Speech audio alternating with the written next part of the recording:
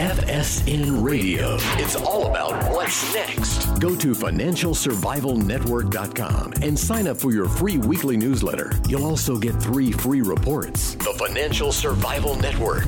It's all about what's next. Welcome. You are listening to the Financial Survival Network. I'm Kerry Lutz, and today is January 28th, 2019. Hard to believe this month is almost past us. Seems like just yesterday the ball was dropping on Times Square, and all of those people were out there. The revelers were freezing. But here we are, February, right around the corner. What a month it's been. Hey, as always, we invite you to be part of the show. Email us, kl@kerrylutz.com. Well, what is happening with the media? You know, it reminds me of a saying, I think Winston Churchill said it, there are lies, damn lies, and the media. I think he said that about statistics, but it certainly applies to the media. They just lie. The Covington Catholic students, perfect example. All of these outlets are about to get sued bigly, and here to discuss it is our good friend Kataline, a fellow podcaster, radio person, and all-around good person. Karen, welcome back. Well, it's always great to talk to you, Kerry. Thanks for having me. So, lies, I mean, what is with the media? It used to be when they were the sole arbiter of news, of truth, if you will, they could pull this garbage. But now, not so much, huh? No, that's actually the good news in an otherwise pretty bad scenario. I have never in my lifetime, and I haven't been watching as long as some, I have never in my life seen such blatant disregard for the truth. They've given up all pretense that they want to be fair, that they want to give both sides. There's always more than both sides. There's a lot of sides to a story. And if the story that they're telling doesn't, if the real story doesn't comport with their narrative that they want to push, they either ignore it or they twist it. I wrote a blog piece that was entitled, "How Many More Lies Will It Take to Convince the Public That the Media Lies?" And within 1 week, they were caught in 2 huge ones, as you say. I'm delighted that the Covington kids, I know that the main character, the main person, has his own attorney, but the attorney for the Covington kids is absolutely going after some of these media outlets for out-and-out lies and smearing minors. It's ridiculous. Yeah, and so thank goodness they're going to fight back. The media really blew it there. I mean, the lawyers had to have been sleeping or they were hung over because normal libel laws don't apply to minors. A minor, and especially a child who they make a public figure. They can't say, because normally if you're a public figure, then they can say anything they want about you. And unless they've had reckless disregard for the truth or falsity of the statement, then they can't be sued. That's New York Times versus Sullivan, old case that really immunized the press. However, these kids were not public figures until the media shined the camera on them, till they focused in on them. So, plus, they're minors, so they didn't really consent to this. They didn't want to be YouTube sensations. So these outlets and anybody who's slandered these kids on Twitter, on Facebook, or any other medium out there are subject to libel lawsuits, slander suits, defamation. Yeah, and it's not easy to... Yeah, it's not easy to prove that. But when you've got minors and all they were doing was waiting for a bus. Yeah. I've never in my life seen such blatant examples of the bigotry and the prejudice that the media holds for white Catholic kids. Yeah. They didn't wait for the story. They didn't wait. And I hope that there are media watchers. I hope that the public about which I wrote will begin to see just how dishonest these people are when they claim that bigotry and racism is what they're really against. But if you're the wrong color and you engage in bigotry and racism, they're going to ignore it. As in the case of these so-called black Israelite Hebrews or whatever they are, they were appalling in what they said. I don't believe in punishing people for what they say, but that doesn't mean they shouldn't be held accountable. The media didn't want to hold any of them accountable. Yeah, so, this is a bright light in the sense that people, I think, have had enough of this. Yeah, at least I hope so. This is the worst garbage I've ever seen in my short time on this planet. To do this to children, all right, because they're wearing MAGA hats, which evidently is a dog whistle to the left, meaning racism and white supremacy and everything else. And then to what they did to these kids, the threats, they had to close the school. And then the Catholic diocese, they turn on them too. They totally threw them under the bus. And now they're saying, well, we might have reacted a little too fast.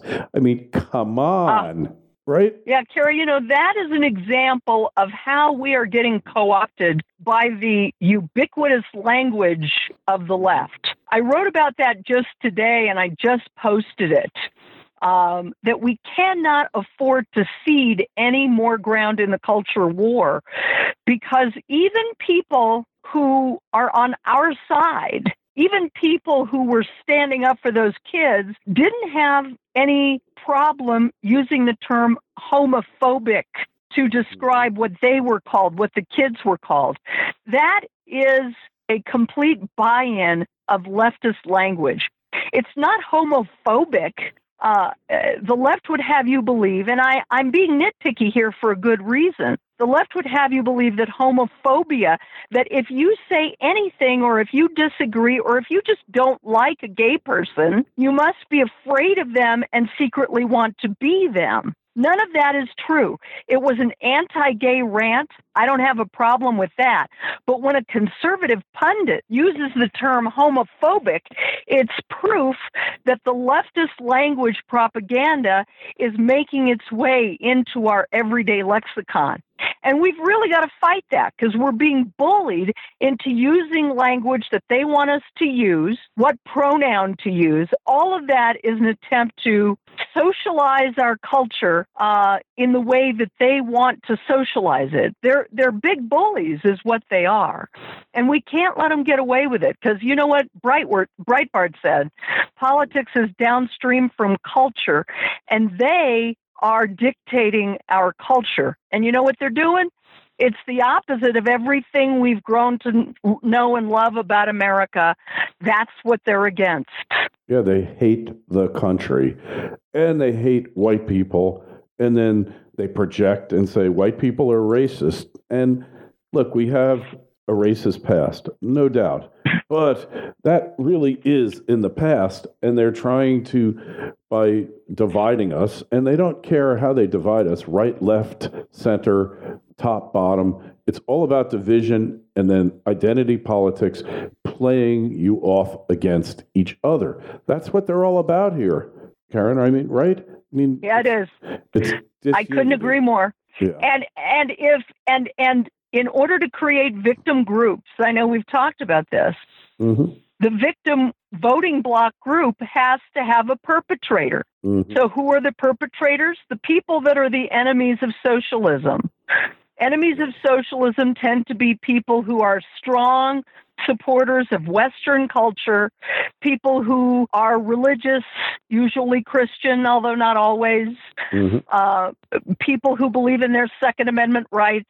Those are now the perpetrators. If you voted for Trump, if you're white, if you're male, if you're Christian, you must automatically be a perpetrator. Isn't that everything the left said they were against? Yeah. Stereotyping, bigotry. So everything they alert us to, that should be the red flag that they're about to do that to us. So true.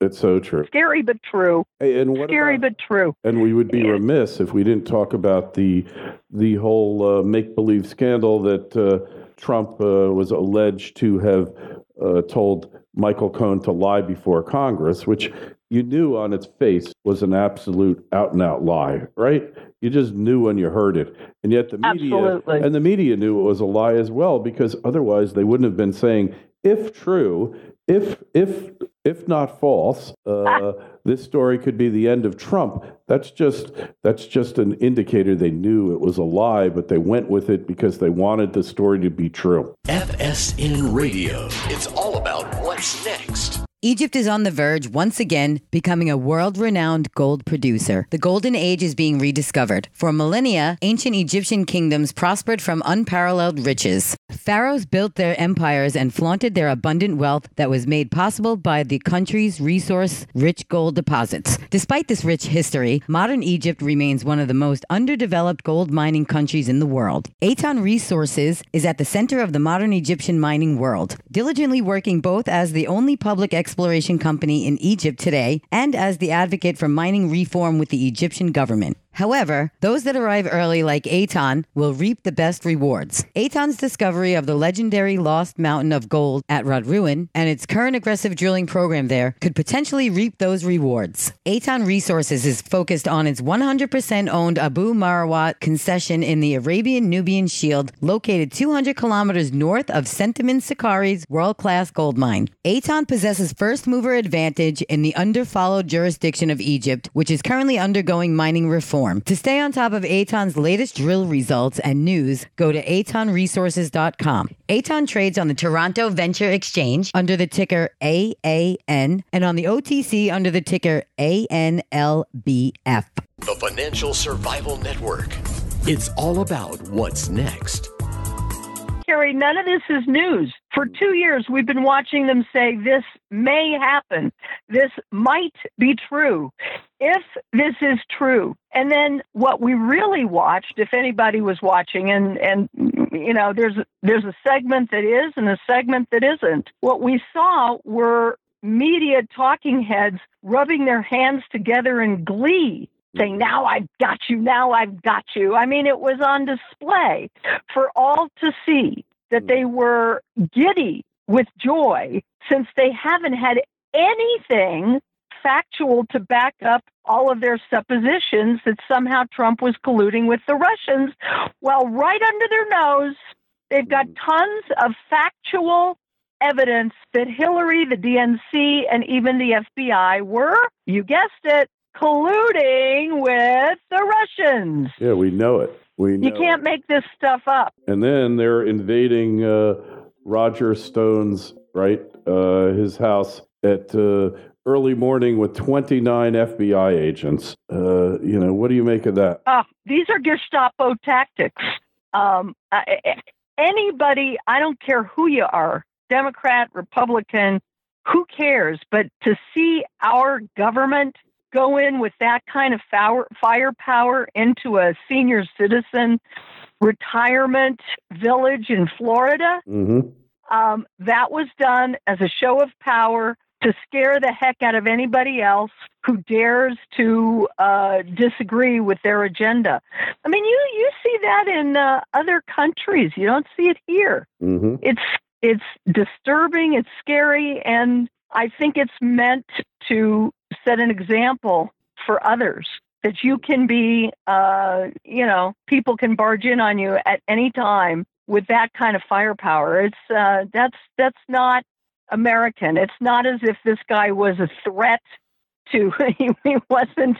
I mean, people have said they didn't have that kind of firepower to go in and try to get the guys out of Benghazi.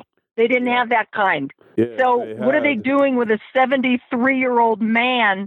It's very, very disturbing indeed. He's been a thorn in their side for many, many years now, and now it's time for payback. Since he was with Nixon and he knew how to play the game, he didn't always play it cleanly. That's for sure, because politics is a contact sport. But nonetheless, this was absurd, right?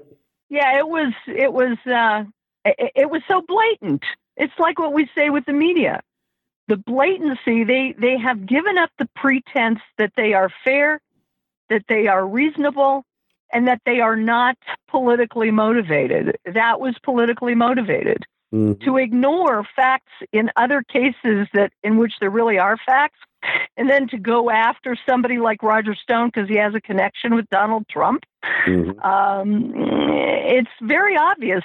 The problem, Carrie, that I see that is, there's so many problems, but one of them is that this kind of politically motivated propaganda media depends on the public being ignorant and not watching. Yes. If they watch a headline, that's a lot. So even people who don't watch headlines, they don't even read the headline. But when they see a story repeated 20 times over in the leftist legacy media, they figure there must be something to it, because why would so many people be reporting it? Mm. And we've seen that memos go out and they use the same words. Mm-hmm. A lot of people, except for your listeners and my listeners, they don't always pick up on that. And that's what they're counting on. Isn't that the truth? Yeah, it's very disturbing to see something like that happen. I've interviewed Roger before. He's controversial for sure. But the fact is, this is overkill. And it's just like what they did to Manafort.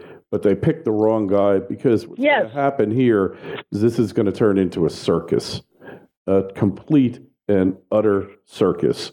And it serves... Well, it already is a circus. Yeah, well, now it's really going to be, though. With all respect, I've never seen... it could get worse, and it probably will. It's amazing to watch this before our very eyes, isn't it? Yeah, well, hey, it's going to happen...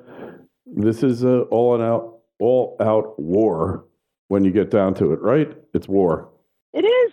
Totally. It's a cultural war. It's a war for our country, certainly. Yeah. And a lot of what they do is for public consumption. People usually, that old cliche, well, people want to just be the last person to be eaten. Yeah. Right. That's no way to fight a culture war. Oh my God. That's not the right way to do it. So you're so spot on here. Really spot on, Karen. So thank you. But people are wising up to this, as is proven by the falling audiences of the mainstream media. Look at last week, while they were doing all this garbage, Karen, what happened? There were 1,000 layoffs in the left-wing media. Why do you think that was? Huh? How come? Did you say 1,000 what? I'm sorry, I didn't hear you. 1,000 people in the leftist media were laid off last week. 1,000 people. Oh! Buzzfeed. Yeah, isn't that great? Yeah. I say, you know what I say it is? That is great. You know what I say it is? A great start. Yeah. It's a great start. What? It's a great start. Yes. Right? A real good start. It's like a lawyer joke, right?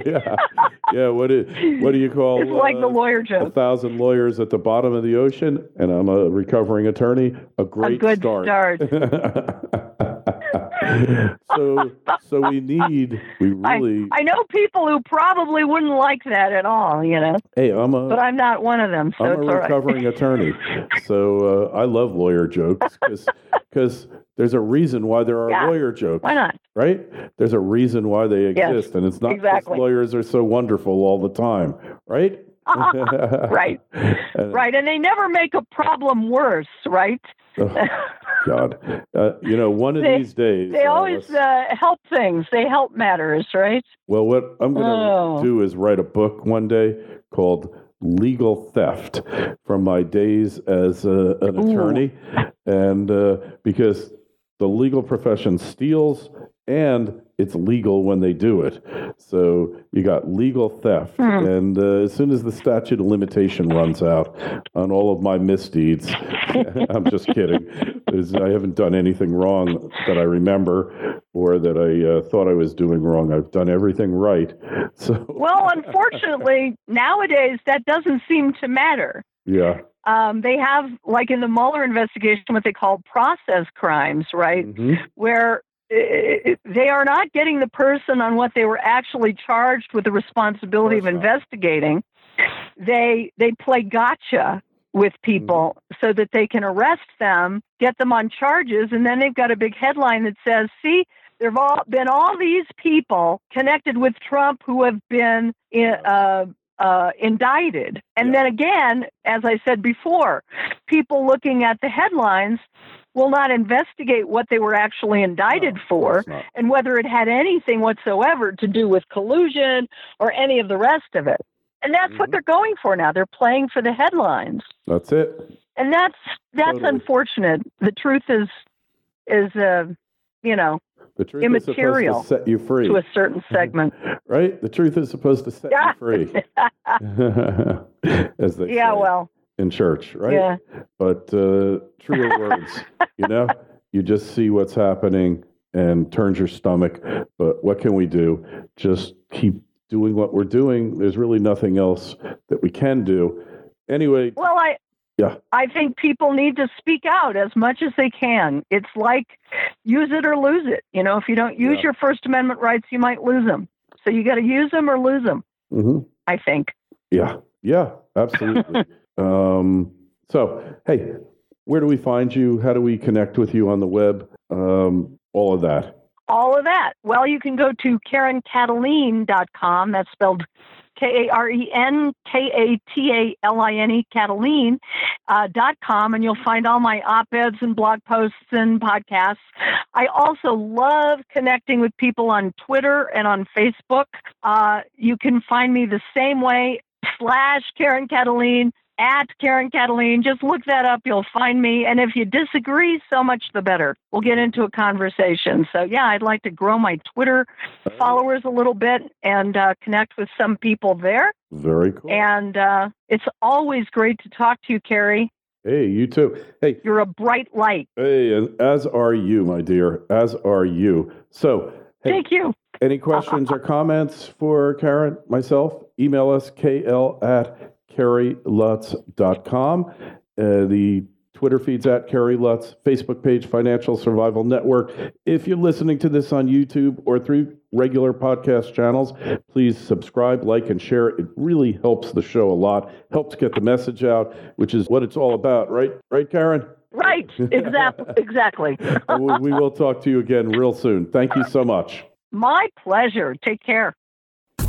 FSN Radio. It's all about what's next. Go to financialsurvivalnetwork.com and sign up for your free weekly newsletter. You'll also get 3 free reports. The Financial Survival Network. It's all about what's next.